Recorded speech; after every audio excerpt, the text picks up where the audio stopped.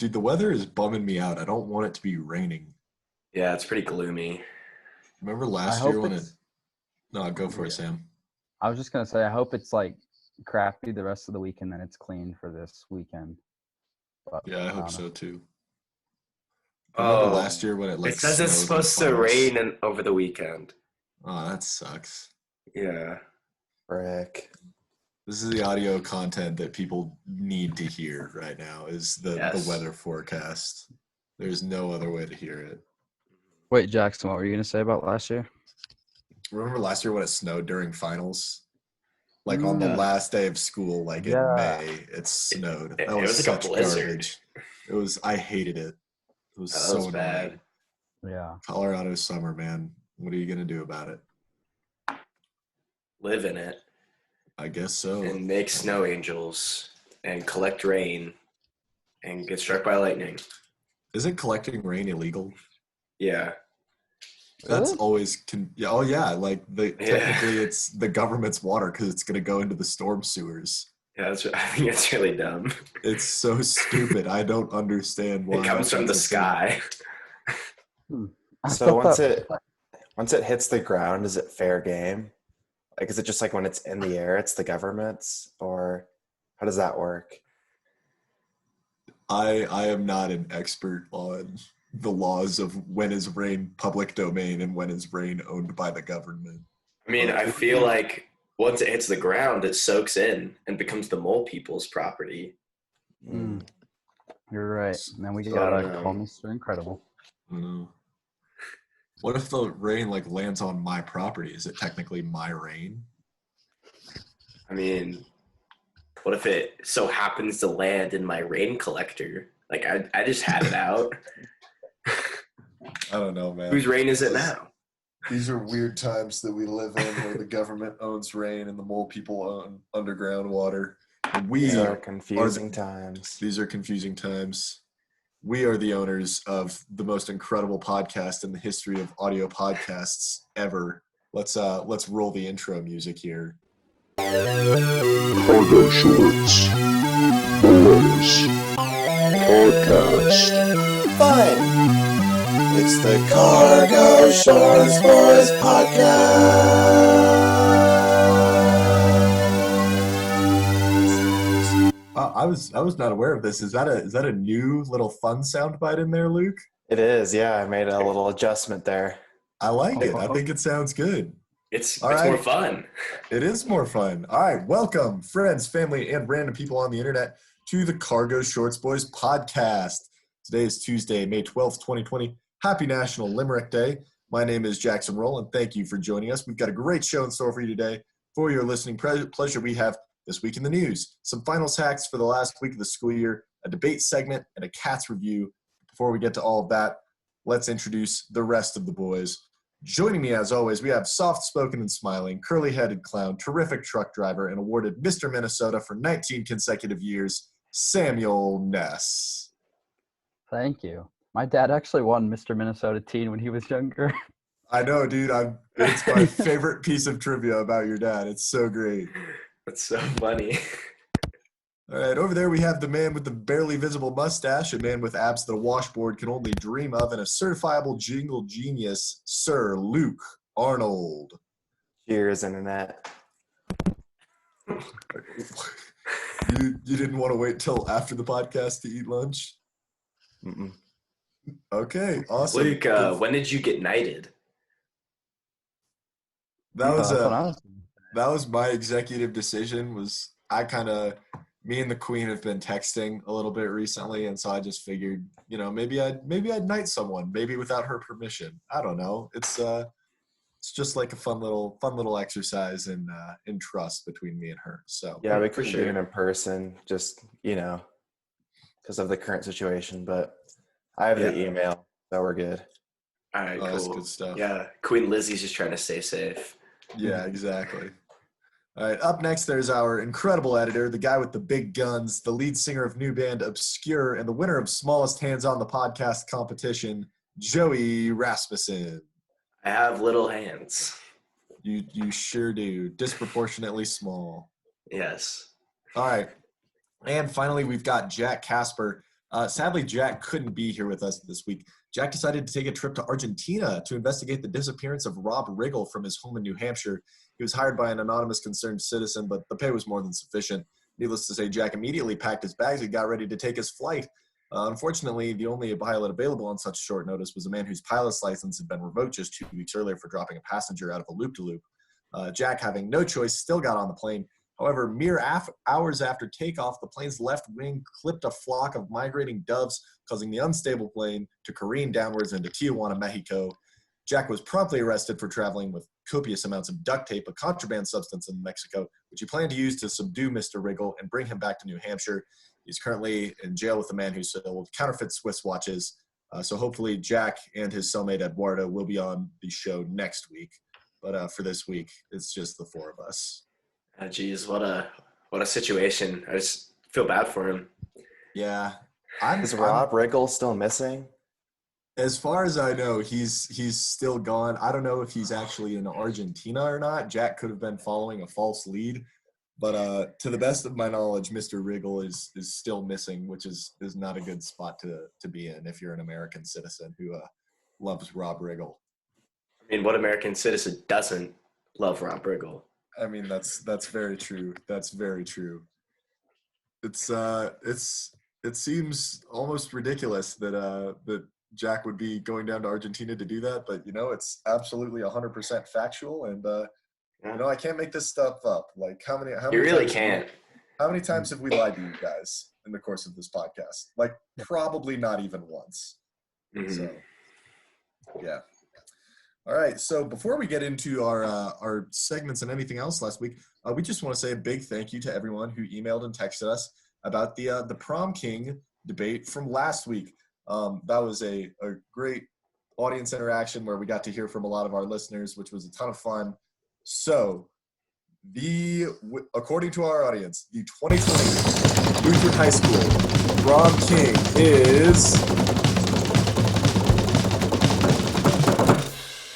me. I won. I was not a contestant, but somehow still got like 80% of the votes. So, Luke and Samuel, congratulations on being runners-up. I think the end voting tally ended with somewhere in the neighborhood of, like, I got like 9 votes, and then Sam had like 4 or 5, and then Luke had like 3 or 4, and Joey had 1.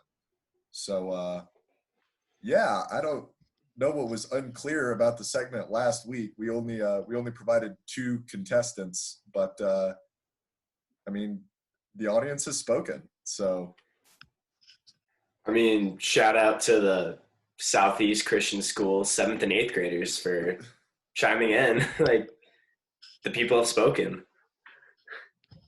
they sure have. Truly an underdog story right here. It's incredible. It really is. Thank you again to Jake Arnold for organizing the protest of the 2 simps that we had nominated for prom king, and getting all of his friends to vote for me instead. So that was pretty wonderful. But on a more serious note, we loved getting all of those emails and texts and having fun interacting with you guys. So thank you. And at the end of the show, I am going to be able to talk a little bit more about a new fun way that you guys can interact with us. So that's going to be pretty sweet. All right. Our next segment of the day is This Week in the News. Funny thing about that was it was the drum roll sound, and I didn't actually play This Week in the News. Let's try that one more time. This week in the news. That's perfect, and Joey can just edit that out and post it. No one will ever have to know that I screwed up. All right, This Week in the News. This Week in the News is our weekend update style segment about what's happening around the world, told in horrible jokes in pun form by me. Guys, full disclosure, the ones this week are they're not good. They're very bad jokes. So just be ready for that. All right, here we go.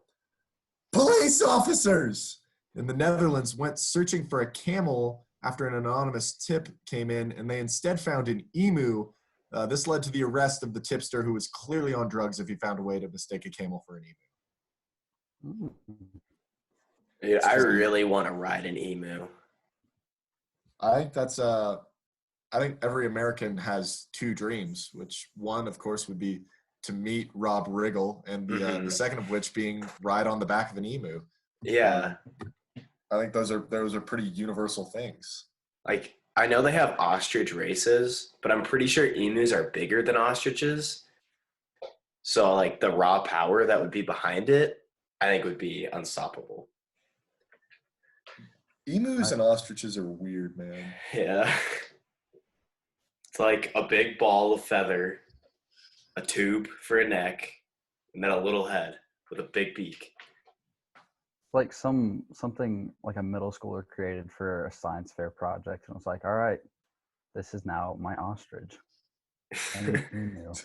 Yeah. I have no idea why, but the image of a person riding on the back of like an emu or an ostrich, like for some reason that always reminds me of like Mario riding Yoshi, and I have no clue why, but that's just always what I think of. I can see that. It's probably the neck, they're both, I don't know how to explain it. Like, But they they're like built stick out. similarly. Yeah. Yeah, the head protrudes from the neck. Like so. Yes, that's perfect. And again, refer to our YouTube channel to see Joey's demonstration of what a Yoshi/ostrich neck looks like. You can check us out on YouTube. Link's going to be in the description. All right. A man accidentally released a pet snake into the woods. He also accidentally chose the woods behind his ex-girlfriend's house and accidentally trained it to bite anyone named Dave who might be dating that ex-girlfriend. Yeah. That doesn't seem suspicious at all. No, it's just a long string of coincidences that happened there. Yeah. Dave really had it coming though. From what I hear, he doesn't seem like the greatest guy in the world. Yeah, Dave's kind of a tool. Yeah. Yeah. From what I've heard about Dave, I literally want to give him a stern talking to. You literally want to give him a stern talking to, huh? No figurative stern talking tos from you? He doesn't deserve that from me. Fair enough. A 5-year-old boy in Salt Lake City, Utah, was pulled over this week for trying to take his family's car to go and buy a Lamborghini. In the words of the child, "I was running late for the tabernacle service." There's a lot of stuff going on in that joke, so just take a minute to digest it. Yeah. Was this boy Mormon? An Italian Jewish Mormon? Where did you get Jewish from? The tabernacle. Well, I don't know. I just tried to pick that up from like, I always know like the tabernacle choir. I always assumed it was like, hey, tabernacle, but that might be wrong. But yeah, I was going for like Italian because he wants a Lamborghini, but also Mormon because of the Utah. Yeah. Okay, but on a different note about this story, I was reading this. Isn't that like literally the opening scene of Talladega Nights? Is Ricky Bobby is a 5-year-old who like steals his mom's car to go buy another better car?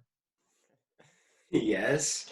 I feel like that's literally like the opening of Talladega Nights. That's hilarious. That's awesome.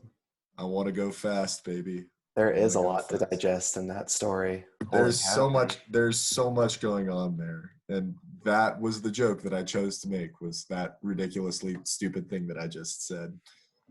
All right.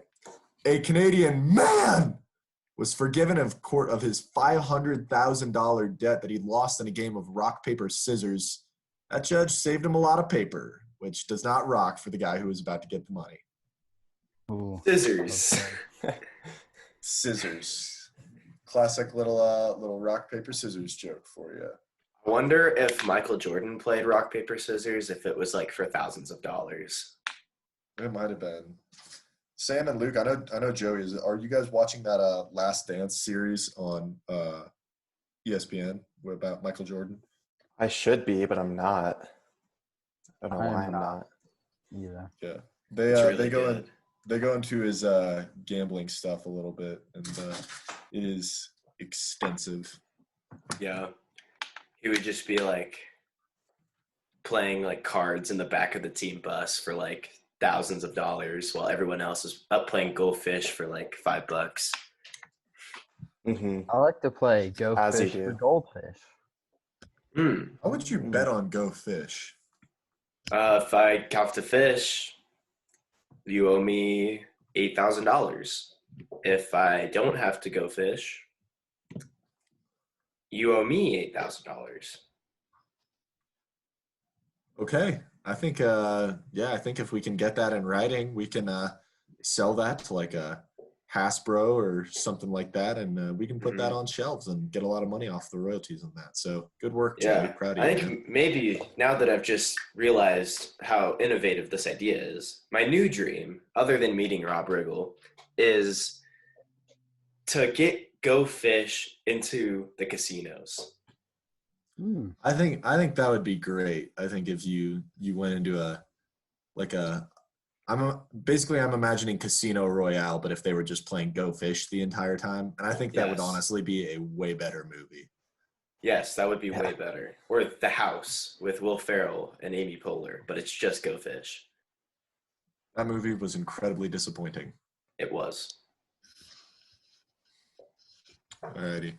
And finally, a California woman ate her engagement ring in her sleep during a frightening dream. In the dream, the woman was going to go through with her wedding. Terrifying. Ouch. When she woke up, her husband said a simple no would have done just fine. I wonder if that engagement ring came out in her stool. You know, I'm not sure, and I'm not sure that I care to know. Well, I would care to know how maybe she wiped the stool. You know, that's a great question if we were doing the segment that you're thinking of next, but we're not actually doing that segment next, because up next we have Finals Hacks. Finals hacks, finals hacks, finals hacks, finals hacks, finals hacks, finals hacks, finals hacks, finals hacks. Man, we have really been crushing the transitions this episode, huh, guys? Yes, we have. Oh, yeah. We have really been nailing it. All right, so now we have the Cargo Shorts Boys Finals Hacks. So finals are coming up here for a lot of high school and college kids around the world. So we here at the Cargo Shorts Boys, we are experts on the education system. We're here to offer you some tips on how to get through your social distancing finals with as little pain as possible. We want to make this an easy experience for you. That's right. So we've each brought I don't know. I've got 2 hacks. How many hacks do you guys have? I have 3. I also have 3. I have 4, but we can definitely cut some. All right, wonderful. So why don't Joey? I'm looking at my screen here. You're in the top left on my screen, or actually, Okay. you're the one recording. So why don't you decide the order? Okay. Well, I can go first because I'm flattered that I'm in the top left of your screen. Yeah. We can go clockwise. So it'd be me, and then Luca Licious, Sam Wow, and Action Jackson. Sam Wow is fantastic. I've never heard that before, but I Just love came it. up with that on the spot. That's good. That's so good. All right, take it away, Joey. All right. Are we doing 2 or 3? Let's just do 2. one at a 'cause time. Well, yeah, I think go one at a time, and we'll go in the circle, and then I know, can, but I'm trying to figure out which one I should take out. well, if we're doing I think you 2. can. I think you can go through all of them, man. I'm willing to let other people have the spotlight. You know. Okay. All right. So my first finals hack, I've definitely done this throughout my career. I've gone through 12 years of school. I've had finals for 4 of them. You know, I know how to do it. So what I've found to be really helpful, you have to get a big jar of jelly beans, and you have to sort out the orange jelly beans and the green jelly beans. And you have to take each of those like the orange and green ones in your pocket to school, or right now to your room or wherever you take your finals. So what you want to do is you want to take the green jelly bean and place it in your left ear, and then the orange jelly bean and place it in your right ear. And what it actually does is there's chemicals in the jelly beans that will help calm your brain nerves to create a more calming test atmosphere for you. Huh. And it only works with the green and the orange jelly beans, huh? Yeah, if you did red and yellow, let's just say you're failing that test. We've all been there. We've all been there. Believe me, I've been there. Freshman year microbiology. Nice. Sam, did you have something that you were gonna add there? No, I'm just gonna say I've heard about that before, and I've tried it out a couple times, and it's definitely true. I tried it with blue because it's my favorite color, but it does not work well. So stick with the green and orange. Mm-hmm. Yeah. All right. Who's up next? You said Luke. Yes. All righty. All right, we've all been there. We're studying, and there's just that one definition or formula just won't stick in our heads. No matter how hard we look at it, how hard we try, we just can't seem to remember it. So we got a little hack that'll help you guys out with that one. So all you have to do is simply carve the definition or formula into a block of steel or any other metallic surface using a kitchen knife or pair of scissors. Then you're going to stick that in your microwave until it starts glowing orange. And carefully take it out using a spatula or oven mitt or whatever you use. And then you're going to use that little block, that carving. You're just going to put it right on your calf so that you have the formula or the definition branded onto the back of your leg. And when you look down at your leg during the test, your teacher won't suspect a thing. That's really insightful, Luke. That's very smart. I think. Plus, I think what's great about that is that it really helps you retain the knowledge. Like you're always gonna have that forever. Like brands on the back of your calf. Like I'm gonna know what photosynthesis is for the rest of my life if that thing is stamped onto the back of my calf. So I really like that idea. I mean, normally you would think to just put it in your calculator, but I mean, that's really risky though. Like if you just have it on your leg branded forever, your teacher's just going to be like, well, you can't do anything about that. Like Exactly. you have to use it. Yeah, plus calculators, memories get wiped, your leg. That's not going anywhere, hopefully. Yeah. Hopefully not. It's like, have you guys seen Memento? Oh, anyways, it's a whole movie where this guy has amnesia and tattoos onto his body clues to this whole mystery thing. But that's exactly what you're doing is you're making your body a tool to help you out on this test, on this mission. I really like that. Jackson, I feel like your life is just, hey, have you heard of this movie? And then everyone says no. And I was like, oh, all right. It's it happens more frequently than you'd think. Or the other one that happens just as often is I'll think of a really obscure scene from a movie. I'll be like, hey, do you remember the part in like Toy Story 2 when like Zurg and Buzz Lightyear are in the elevator with the other Buzz Lightyear? And everybody will be like, what are you talking about? And I'll be like, well, that entire analogy is ruined. So I feel like what also happens is you'll say something like really funny and everyone will just assume you're quoting something from a movie.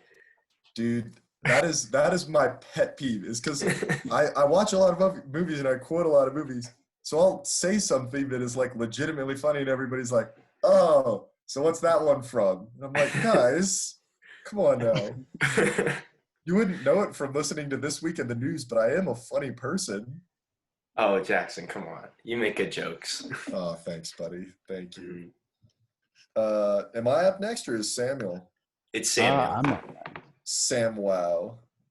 As he will forevermore be known. Yes. I'm going to go with this one. Make sure you do not sleep, because if you sleep during finals week, you're just going to forget everything that you just learned. You've been working hard, long hours, but you got to stay awake. And so I would suggest taking doses of Red Bull hourly, 5-hour energy hourly. It says 5 hours, but that's just a suggestion. You have to take it hourly, different energy drinks, anything, and just make sure your peak is going to be achieved and not sleeping, but also studying in bed because comfort's key. I've actually heard that 5-hour energy is meant to be taken 5 per hour. So if you finals week, you should be taking 5-hour energy 5 times each hour of the day, and you'll be set. Yeah, exactly. Got to get that brain a boost. A lot of times it gets misinterpreted as like this will give you energy for 5 hours, but that's not the case. Not at all. Not even close. That's a good one, Sam. Thanks for bringing that to the table. You're welcome. So I'm going to kind of piggyback off of that. Like, hey, what do I do to prepare myself, like from an eating perspective? So my hack is to eat a healthy breakfast. So this is like a no-brainer. Like, hey, you got to give your brain some fuel. So here's what I think you eat for breakfast. I recommend you eat dolphin eggs and you drink elephant urine. And so then there's a specific reason for that. So it's not like, well, Jackson, did you just find random mammals that don't actually lay eggs and say to eat their eggs? No, absolutely not. Why would I do that? Dolphins are scientifically proven to be one of the smartest animals on the planet. They're very social. They live in groups. They've got a whole language of like clicking and like weird noises. They jump out of the water. They're smart, okay? So when you eat those dolphin eggs, that's smart. It all transfers into your brain, okay? Same thing with the elephant urine, okay? When I say elephants, you probably think trunk or big ears or circus or something like that. But what you should be thinking is memory. Elephants have fantastic memories. And I saw a documentary about that, and it's just like, yeah, elephants, they're really cool, and they give themselves showers with their trunks, and also they remember everything ever. So with this combination of you've got your dolphin eggs, you've got your elephant urine, you are going to be the smartest ever, and you're going to remember everything that you learn. And so that's the healthy breakfast that you got to eat. I mean, ideally, I eat this every day, but I think especially in finals week, it's really important to have that. So I think finals week, you got to be having like 5 dolphin eggs, like maybe even 6, like every day, just like gallons of elephant urine. Mm-hmm. I think you go Gaston on that mug, and if you're a lad, you go 4 dozen dolphin eggs every day. If you're grown, if you're post puberty, 5 dozen dolphin eggs every day. Yeah. Get ready for finals, all right? Mm-hmm. How do you like to eat your dolphin eggs? Scrambled, over easy, raw? Well, here's the thing. I don't like to be confined by any one way. So I'll eat a dozen scrambled, and then a dozen hard boiled, and then a dozen over easy, and then the last 2 dozen I'll just eat raw. Usually, just depending on the day, I might go 2 dozen scrambled or 2 dozen hard boiled or whatever. But I try to stick to eating some raw, because the shell, that gives you some nice fiber, you know. Yeah. Makes you nice and healthy. Mm-hmm. Thank you for that. I'll definitely be using that. Like college finals, like I'll be eating my fair share of dolphin eggs. 100%. All right. My next finals hack, it has to do with like scents, like aromas. Like, like when like you're nauseous and you smell like mint, sometimes that helps alleviate your nausea. Well, experts say that aromas can help with test-taking stress and can help alleviate that. And so what I like to do is I like to burn sage on my desk during any test. And you can do this at home, at school, like whatever it calls for. So I just burn sage, place it on my desk. And what it actually does is it calls all the spirit animals in the spirit realm. And it brings them to you, to the test. Like, you ever seen Hot Rod? Like, it's kind of like that. Did you say Hot Rob, like Robert, like hot? What? Yeah, Hot Rob Riggle. Okay, gotcha. Yeah, but yeah, so you bring the burning sage. All the spirit animals come to you. They help you with the test. They don't give you answers. None of these are going to give you answers, unfortunately. But they will help you alleviate stress. The badger will It does amazing things for test taking. And actually, No. Go back. What does the badger do, Joey? Let me hear it.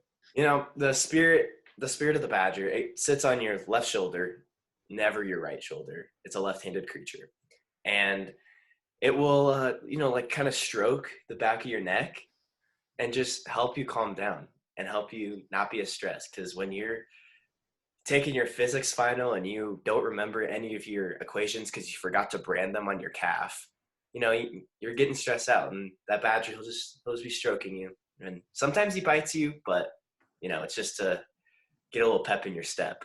But what's really interesting about this sage burning strategy is it's actually widely accepted in the Salt Lake City School District. So props to them. Way to go, Salt Lake City. All right, Salt Lake, Luke, baby. finals hack number 2. Give it to me. All right. So as we know by now, Samuel told us that sleeping is a bad idea if you want to do well on your finals. Mm-hmm. But let's say, you accidentally doze off, try to get some rest, which is not a good idea, but it happens. So here's an easy fix. If you slept in and you missed a test, simply use the internet to track down your teacher's cell phone number. That can be done a number of ways. The best way, I think, is through Facebook, maybe trick them into friending you or something, or use the dark web. That's always a great option. Call that teacher and talk to him or her long enough to trace their location. If you need some tips on how to do that, just watch any movie starring Tom Cruise or James Bond, all great resources. Okay, so that's the hard part. It's all downhill from here. So all you have to do from this point is sneak into your teacher's house and set all of their clocks to any time before the test was administered. That way, when your teacher sees the reset clocks, he or she will have no choice but to let you take the test after it was administered. Easy life hack. Pretty much anyone can do it. Super helpful. Very helpful. Yeah, wow. Yeah, thank you, man. That's I love the accessibility of that. That's great. Mm-hmm. Thank you. Yeah, anybody can do that. Mm-hmm. Wow. All That was right. good. That's a solid finals hack. Sam, what do you got? Well, speaking of accessibility and that being a very easy thing to do, I'm going to do something that's a little harder. Listening to music is known by many scientists to help calm nerves and help focus people. And so mine would be listening to music to get ready for finals. And so listen to music, girl jams, 2000s pop punk playlist, indie, anything, just anything to take your mind off of school is good. And I think, just staying focused on your music instead of school is a great idea. And then that way you can be ready for anything that will come. Personally, I like to listen to music before my tests. Specifically, Siberian death metal really gets my nerves calmed down. Helps me get ready to tackle the day. I agree. That's one of my favorites as well. Mm-hmm. My go-to is there's a little radio station that's Native American flute radio. And I just find that really calming and peaceful, and it takes my mind off of whatever work I'm doing. Mm-hmm. All right, so I'm gonna, for my second final hack, I'm gonna kind of double back to what Luke said about the teachers. So I think that's a great strategy if you need to deceive your teacher. Like, this teacher's a real stickler. I got to go back, reset all their clocks, do all of that stuff. But I think, a lot of us, we have some nicer teachers. We've got some teachers we like. A phrase I commonly hear when I'm at school is at the end of the Zoom session, the teachers will be like, hey, if you ever need to talk to me, just let me know. I'm always here for you. So my advice would be, ask a friendly teacher for help. So teachers now, especially on Zoom, have made a point of being available if we want to talk. So just say you want to talk and then talk exclusively about the test. So for example, like, hey, Mr. Vanderhomey, I think that the answer to number 24 is B. What do you think about that? Or like, hey, I've really been struggling with everything that's going on recently, especially like the number 24 on the test. That's just really been getting me down deep. So like, what do you have that could remedy that, you know? So I think you just you ask your teachers for help because they're nice people. Yeah, I mean, especially during this crazy time, they have to administer to your needs. It's martial law. And if you ask for like the answers to the test, they legally can't say no. And they have to tell you the answers. So it's a perfect hack. It really is. All right. I am all out of hacks, but Joey, Sam, and Luke, do you guys want to speed round through your final hacks of the day? Yeah, I think this is probably my most I don't know, like doable one. I've done it a lot. I did it in 3rd grade for my standardized test. It worked really well. Yeah, fast, easy, effective. Yeah. So like we all know like rabbit's feet, like good luck charms, people have those. Maybe they don't do anything, maybe they do, who am I to say? Like I'm not a rabbit's foot, but people have them, and good luck supposedly comes from them. But like with rabbit's feet, like why not just have the whole rabbit? Like wouldn't that be more luck? So what you want to do is you want to go to the nearby forest, preferably a magical one, and you want to find a rabbit, and you want to bring that rabbit home with you. And I know what you're thinking. You don't want to taxidermize the rabbit. You want to keep it alive, or else its mystical powers will go away. So you keep the rabbit, and you can do this at home on Zoom for your finals, or you can do it at school next year. And you just want to place the rabbit on your desk.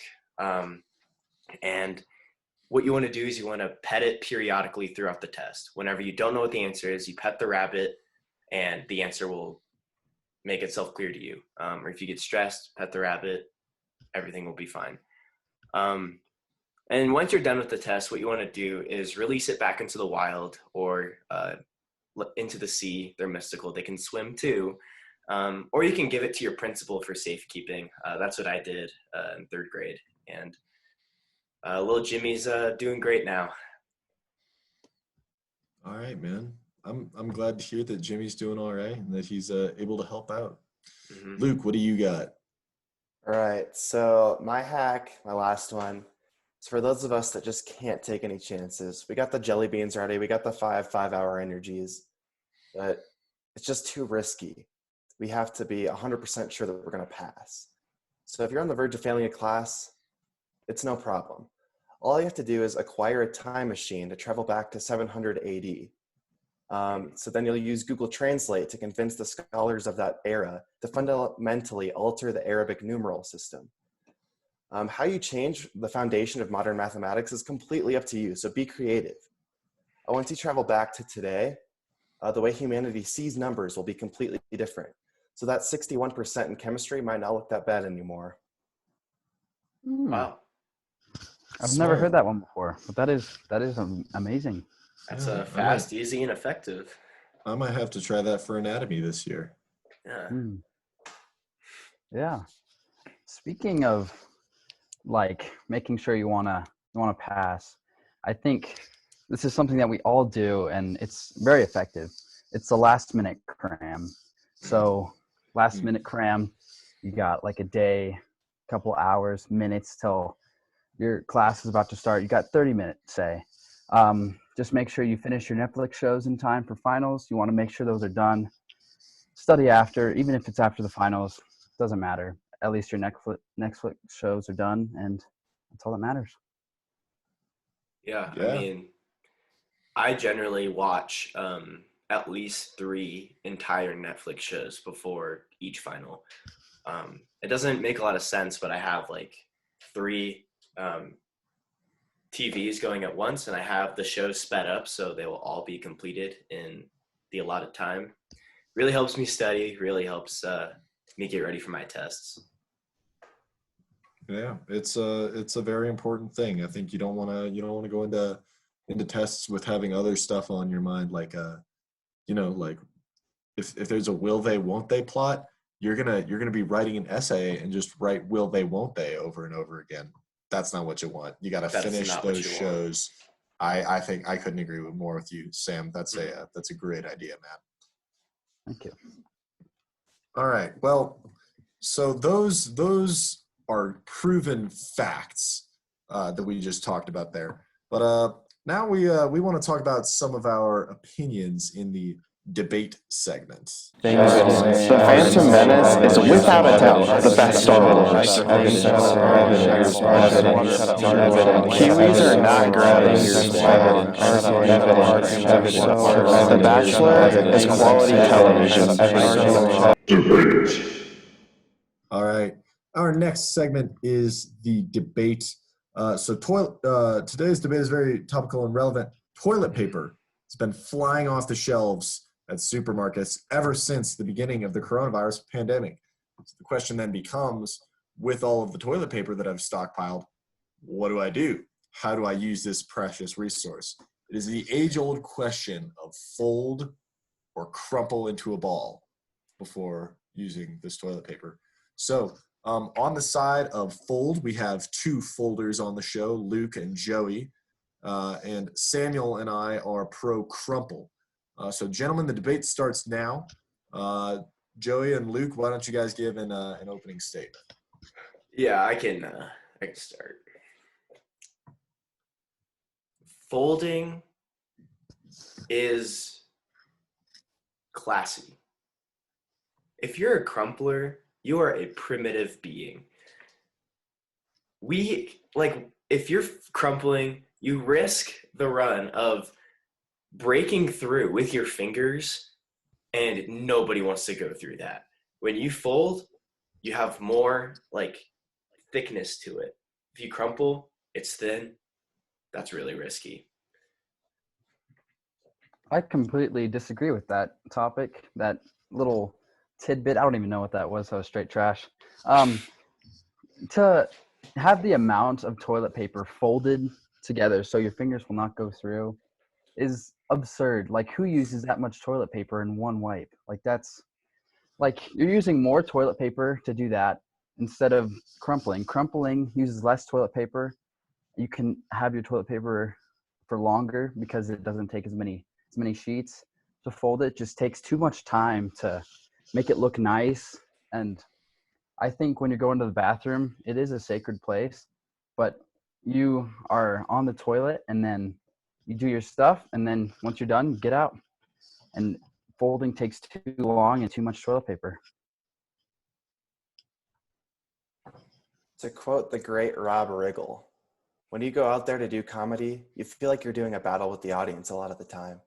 You're either going to get them or you're not.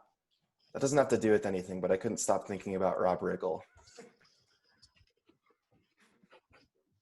That's your only point? Okay, so I guess it's my turn to bring something to the debate. I guess I would just say to you, Joey, this is a bathroom, man. It's gross. It's gritty. You don't win points for neatness, okay? Nobody's going to look at you and be like, yo, you're a folder. I know everything about your personality because of what you just did there. It's the bathroom. You don't get style points, okay? Just crumple that sucker up.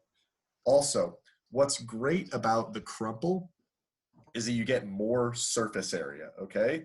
When you have a flat sheet of toilet paper, all you have is that flat surface, okay? When you crumple up into a ball, you get grooves, you get edges, you just have more space, more folds for the excrement to be absorbed into. So it's just more effective as a wiping tool, you know?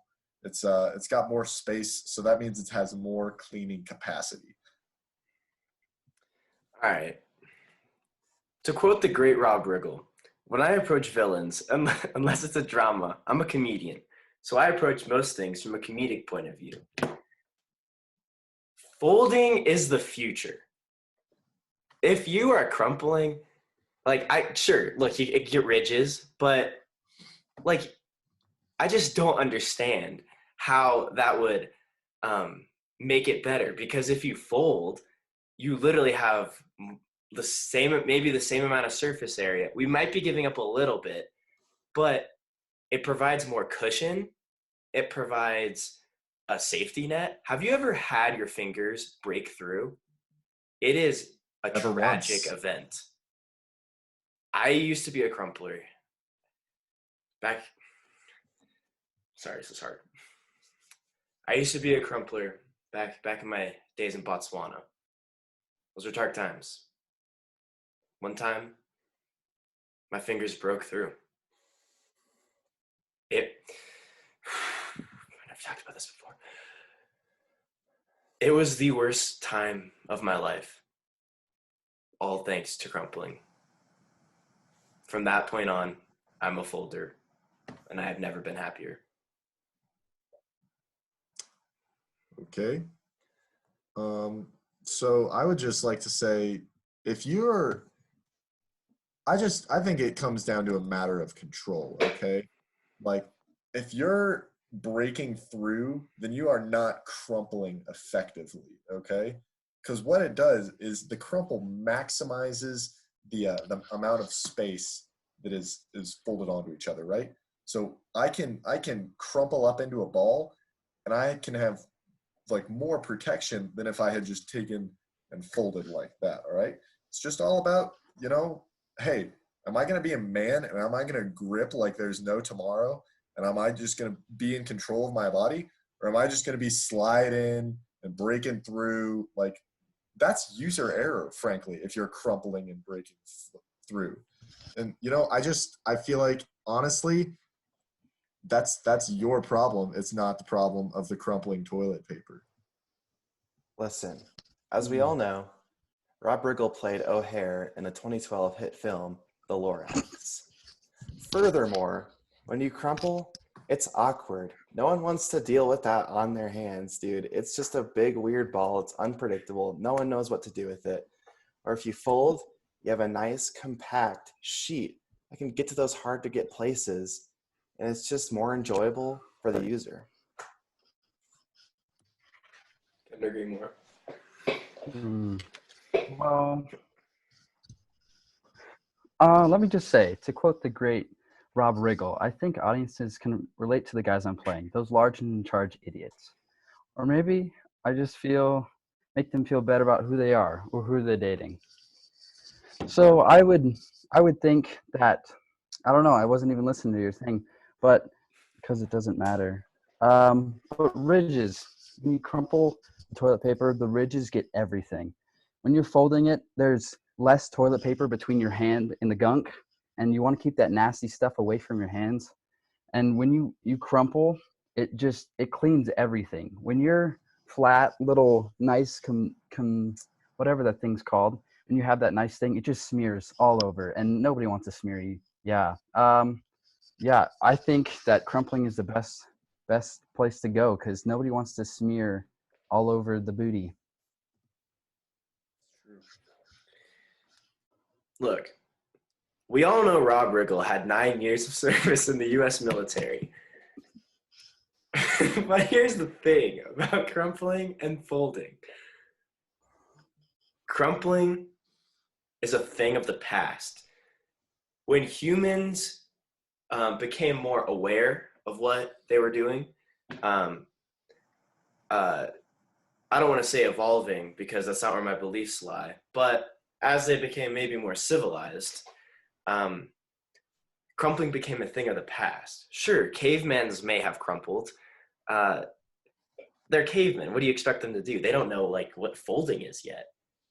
But as we evolved, as we started to learn that we can fold shirts and they look nicer, we can wear gloves when we do the dishes and our hands don't get pruny. Those are just simple things that make life a little easier. Folding your toilet paper as you take care of your business is just a little thing that makes your life easier as you take care of your business. Joey, I see your point, but at the same time, Rob Riggle once said, Frank, I was trying to do this without looking. At the same time, Rob Riggle once said, I hate myself. I'm living in LA, which is hard to get around. Counterpoint. Rob Riggle also earned an Emmy nomination in 2012 first performance in Disney's Prep and Landing, Naughty versus Nice. Okay, counterpoint.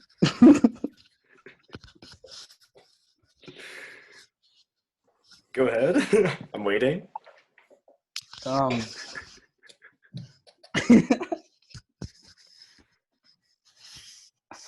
oh, Just one other reason why folding is better than crumpling. No, They here's don't the have any thing, though. points. no, Rob Riggle was in Monsters University. That's it. Here's the thing, man. We all know that Rob Riggle was a character in Step Brothers, but also, like, folding is less time consuming, right? You just crumple it up, you wipe, you got more surface area, and you're done. Okay? It's just it's like it's simple, it's easy, and there's not a lot to it, you know? Yeah, I agree. Rob Riggle is the best actor. Look, Alright. all I'm going to say is that Rob Riggle married Tiffany Riggle in 2000. Folding is the way of the future, and I think Luke actually has something he wants to say about it. Listen, folding is convenient, effective, and Rob Riggle hosted Discovery Channel's Shark Week. Well, you know, I think that's really a toss-up. I think we're not going to ask for audience participation on that one, just because it's kind of a gross topic, and I don't particularly care to know whether our audience members are folders or if they're right. Yeah, so I think it's with that in mind, we had a great debate. We kept it civil. I'm really proud of us guys. Mhm. And I think it's time to move on to our final segment of the day, the Cats Review. Cats review. Cats review. Cats review. Cats review. Meow. All right. So as everybody knows, we here on the Cargo Shorts Boys podcast love the musical Cats. However, actual cats like the animal, we're kind of 50-50 on. So in this segment, we're going to be reviewing a subject we have a lot to say about, specifically the minskin breed of cats. So, guys, let's just jump into it. What can we tell the audience about the minskin breed of cats? I guess I'll start. The Minskin breed of cats is a legendary breed. It's a relatively new breed to the world, so that's why I think it has the option to take over eventually. It's a cross between the Munchkin cats and the Sphinx cats, and the Munchkins are cute. They're in the Wizard of Oz, and I think that's an automatic plus. And the Sphinx is known for their power in Egypt, so when you put those together, you just get a great cat. Look, what I really don't like about the minskin cat is just how often it gets confused with a Bambino cat. I think it says a lot that if you can confuse one cat with another, maybe it's not even worth being a thing. One thing that I dislike about the cat is that it's ridiculously wrinkly and it doesn't have fur. I just think that that's really creepy, if I'm being honest. I think that cats are just not my favorite, and I think they look really creepy when they don't have hair or fur or skin on them. We in fact did one of the first ever This Week in the News jokes was about a Sphinx cat, and that thing was horrifyingly ugly. So I just feel like I can't really trust anything that is a relative of that. Mm-hmm. To put it nicely, the minskin cat resembles a thumb. It's gross, it's pruny, and I never want to see it ever again. That was very nice. Yeah, I feel like that's a pretty fair description of it. I'm gonna work on putting it up in my background so that our viewers on YouTube can see it. But in the meantime, Sam, do you have anything else to tell us about the minskin cats and what's kind of their deal? Well, I was just going to say, I'm not a big fan of cats either. But this cat is very intelligent, and it's also hyperallergenic due to lack of hair. And so if you are a cat person, I do think it's a great suggestion. For any of our listeners, Jackson just put up a picture of the minskin cat. And Oh. It's horrifying to look at. I don't like it. It's wrinkly. It has long back legs. Its eyes are haunting and horrifying, and its ears are the wrong shade of pink. Mm. I hate it. Yep. I hate it. I hate it. I hate it. I hate it. I hate it. All right. Look at all of the roles. The reason animals have fur is so we don't see that. Nobody wants to see that. Nobody wants to see it. It's the grossest thing I've ever seen. So for me, overall 3 out of 5. I think could you're being concur generous. that is the grossest thing I've ever seen. Right next to some of the things I experienced in Botswana. But we're not talking about that. Overall, for me, I would give that a 2 out of 5 cats. I think this is probably 1 Rob Riggle out of 10 Rob Riggles. I'd get behind that. Not my favorite cat. Mm-mm. I would say he's a half a stepbrother out of all the stepbrothers. So, That's- like, half of John C. Reilly? Sure. Which half? You know. You know. I know. We know.